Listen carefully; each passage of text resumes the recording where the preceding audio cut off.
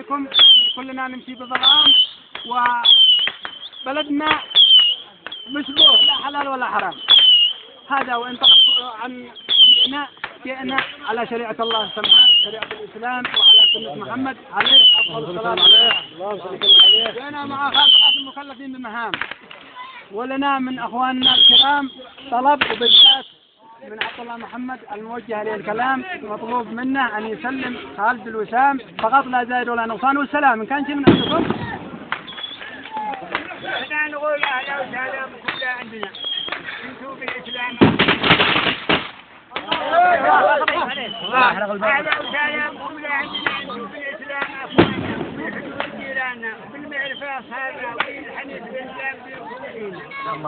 احنا هنا حلوة بن عمر نلبي طلب أي إنسان يشتكي من ظلم لا عندنا ولا يقدم طلب مثل ما قدم خالد الله وارضاه محمد نبينا. الله يسلم عليه.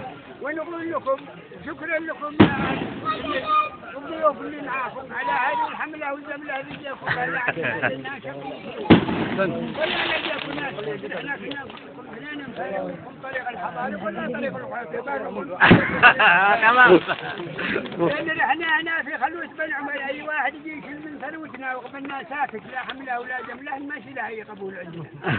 لكن ايش بنقول لخالد قاسم بن قاسم نقول له أجل عندنا وطلب صالح من عبد الله محمد حسين وبمل عبد الله محمد حسين وتعهد عبد الله محمد حسين قبل ذلك صار وشرط عليه شرط مؤكد وحضر ناس بينهم واحد مسلم 5 أنفار بمشهد والحمد لله تمت بينهم صالح ورفعوا اليد باليد. وعبد الله محمد شرط 3 شروط على خالد قاسم بن قاسم. واحد شرط من طاهر ودخلنا لحنا الحاضرين وقلنا هذا شرط طاهر كان شرط عليه الشرط الأول ألا يندفع بنته دولارات خضراء وجمال حمراء لا تحصى ولا تعدل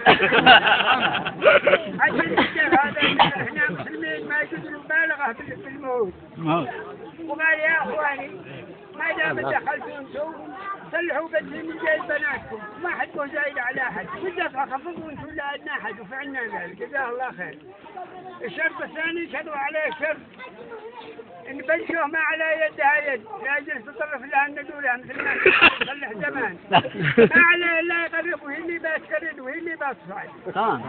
وقبل ذلك الشرط الثالث شرط عليه شرط إن بنته لا خرجها من البيت تسرح الوالي تدي علف ولا تدي ماء في حال مع المشروع معدوم لازم تخرج وهي لابسه حجاب أسود الحيث الحنانة في خلوة بن عمر من ضمن يافع مطبقين شرع الله في نبينا محمد. وانتوا يا اخواني اهلا وسهلا بكم لا نجوا هنا في بر الامان بنقلب في قهوه وشاي ولا شراب احمر ولا اسود. بلادنا هذا لا بلادكم امنين مطمئنين خدمه مجال ولا نبغى منكم اي هدف. هذا وسامحوني الشباب في هذا العصر ما عادش الكلام عند بعض الشباب اي قبول يوجد. والسلام عليكم. انا نبي لقمه خير على لبن انا على لبن ونحن تفضل.